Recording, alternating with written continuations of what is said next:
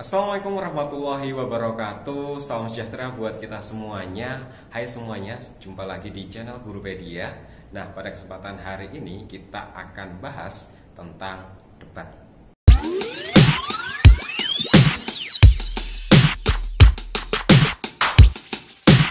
Nah, sebelum saya utarakan lebih jauh mengenai debat, apakah kalian tahu tentang ILC? Bukan. Bukan. Nah, tepat. Indonesian Lions Club. Nah, pasti acara tersebut bukan hal yang asing buat kalian, khususnya bagi kalian yang suka dunia politik ya, yang begitu peduli tentang informasi yang ada di bangsa Indonesia ini. Nah, di dalam acara tersebut banyak sekali tokoh-tokoh nasional yang datang, baik menteri, dosen, aktivis, budayawan maupun ulama sering sekali beradu argumen dalam acara tersebut. Nah, itulah salah satu contoh debat. Nah, pada dasarnya dalam kehidupan sehari-hari banyak sekali kegiatan-kegiatan dalam kehidupan kita yang menggunakan kegiatan debat. Misalnya, kalau kalian pemilu ya, pasti ada tahapan debat. Kalau kalian memilih ketua OSIS, ada debat juga. Nah, sebenarnya apa sih sebenarnya debat itu? Nah, pada dasarnya debat merupakan kegiatan bertukar pendapat ya, bukan bertukar pikiran. Masa pikiran ditukar ya, nggak bisa ya. Nah, jadi kegiatan saling bertukar pendapat antara pihak satu ya maupun pihak lain untuk membahas suatu topik maupun isu tertentu yang sedang hangat diperbincangkan oleh masyarakat umum. Nah, di dalam debat tersebut biasanya akan disajikan beberapa alasan, argumen, data maupun fakta-fakta yang terjadi di dalam kehidupan kita. Nah, sebenarnya apa sih? Kenapa kita harus capek-capek untuk berdebat? Nah, ada beberapa manfaat kalau kita berdebat. Manfaat yang pertama adalah untuk menyelesaikan masalah bersama, ya. Kemudian manfaat yang kedua yaitu untuk melatih ya critical thinking atau proses berpikir kreatif kita dalam mengatasi suatu masalah. Yang ketiga yaitu melatih ya mental maupun cara kita berbicara di hadapan orang banyak. Dan yang keempat yaitu menambah wawasan dan pengetahuan kita. Kemudian ada apa sih dalam sebuah debat? Unsur-unsur apa saja yang perlu terlibat? Nah, kalian bisa lihat di ilustrasi berikut. Nah, seperti halnya yang kalian saksikan ya, ada beberapa unsur yang harus terpenuhi dalam sebuah debat. Yang pertama adalah mosi. Apa itu mosi? Nah, mosi merupakan topik pembicaraan dalam sebuah debat. Gak mungkin dong dalam sebuah debat tidak ada topik maupun masalah yang dijadikan pokok perbincangan. Yang kedua adalah moderator. Nah, moderator ini merupakan pemimpin jalannya sebuah perdebatan agar antara pihak satu dengan pihak yang lain itu tidak saling bersahutan seperti halnya di pasar. Kemudian yang ketiga ada pihak afirmasi. Nah, pihak afirmasi merupakan pihak yang mendukung pernyataan dalam mosi. Sedangkan lawannya yaitu pihak yang keempat yaitu pihak oposisi. Nah, pihak oposisi merupakan pihak yang menolak ataupun tidak sependapat dengan pernyataan di mosi.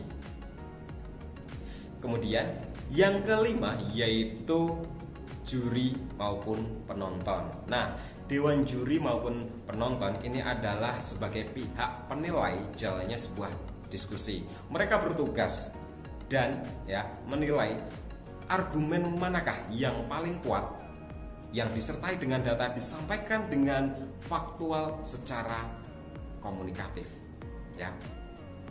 Nah, kemudian dan pihak yang keenam atau unsur yang keenam yaitu notulen. Nah, notulen ini adalah opsional, ya, bisa ada maupun bisa tidak ada. Kalau dalam sebuah perlombaan debat biasanya notulen ini tidak ada, tapi dalam sebuah debat yang formal ini biasanya ada. Tugasnya apa? Tugasnya yaitu untuk membacakan hasil ataupun simpulan dari debat. Baiklah, kita lanjutkan. Jenis-jenis debat. Dalam kehidupan bermasyarakat ada beberapa jenis debat yang sering digunakan, ya. Nah, jenis yang pertama adalah debat parlemen.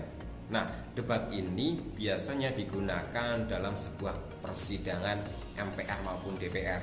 Di dalam debat ini membahas beberapa hal mengenai misalnya ada kebijakan pemerintah. Yang kedua, tentang undang-undang, revisi undang-undang. Nah, kemudian yang ketiga mengenai kebijakan yang menyangkut masyarakat di suatu negara. Jenis debat yang kedua yaitu debat pemeriksaan ulangan. Nah, ini bukan koreksi, ya, seperti halnya kalian di sekolah, ya. Nah, jenis debat ini merupakan jenis debat yang sering dilaksanakan dalam sebuah persidangan umum, ya. Nah, debat ini biasanya dilakukan antara penuntut umum dengan jaksa. Nah, kedua belah pihak menyajikan sebuah data-data, argumen untuk, ya, meyakinkan hakim dalam sebuah persidangan. Jenis debat yang ketiga yaitu jenis debat formal ataupun konvensional. Nah, jenis debat ini biasanya dilakukan atau dilaksanakan khususnya untuk perlombaan-perlombaan tertentu, ya. Nah, maupun digunakan untuk mengkaji suatu masalah tertentu untuk dicari sebuah solusi yang tepat. Nah, di dalam pembelajaran kita nanti akan membahas jenis debat yang ketiga yaitu jenis debat formal atau konvensional. Dalam dunia pendidikan ada dua jenis debat formal, ya, yang sering digunakan dalam sebuah kompetisi.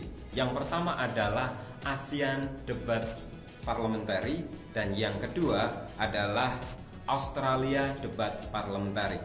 Sebenarnya dua jenis debat ini sama, yang membedakannya apa? Waktunya. Kalau debat ASEAN Parliamentary, ya, itu adalah debat yang sering dilakukan di benua Asia. Nah, waktunya berapa? Nah, dalam sebuah debat itu kan terdiri dari dua pihak, ya, atau dua tim. Masing-masing tim akan terdiri dari tiga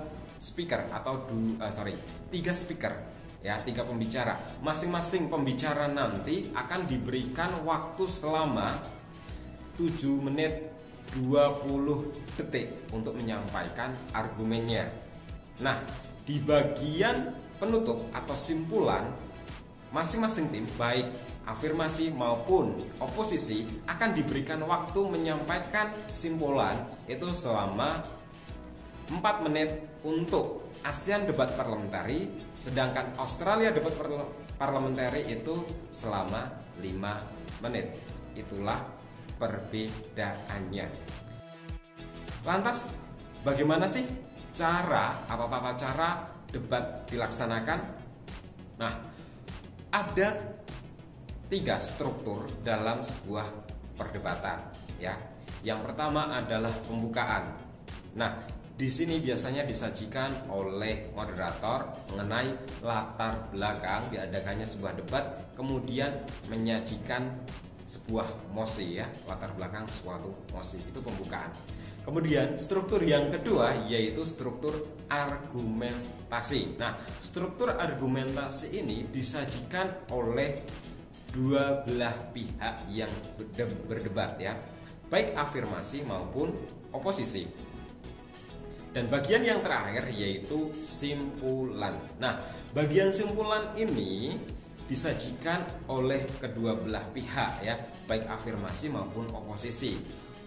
Kalau ya oposisi ya itu disajikan oleh pembicara pertama, sedangkan afirmasi juga dilaksanakan oleh pembicara pertama.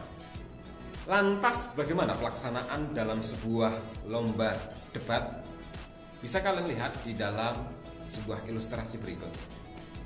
Nah, di sana ada beberapa ya. Yang pertama, poin pertama itu adalah moderator, sedangkan bagian kanan kalian adalah pihak afirmasi yang terdiri dari 3 pembicara, sedangkan bagian kiri adalah pihak oposisi yang terdiri dari 3 pembicara. Nah, bagaimana cara pelaksanaannya? Nah, pembukaan pasti dibuka oleh moderator ya, ada di poin pertama. Nah, setelah dibuka dari salam, kemudian menyajikan latar belakang debat sekaligus menyampaikan mosi debat pada hari itu, barulah pihak moderator memberikan kesempatan kepada pihak afirmasi pembicara pertama. Nah, setelah pembicara pertama melaksanakan ya, menyampaikan argumennya selama 7 menit 20 detik, akan diberikan tanggapan kepada pihak pembicara pertama dari tim oposisi.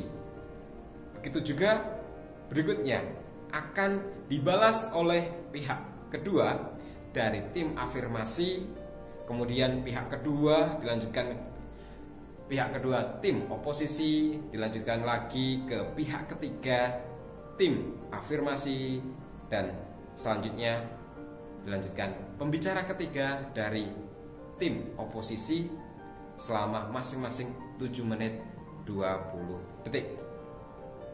Nah, di bagian akhir nanti ya akan ditutup oleh pembicara pertama dari kedua belah tim, baik afirmasi maupun tim oposisi. Cuma waktunya dibatasi ya, yaitu 4 menit 20 detik untuk kedua belah pihak.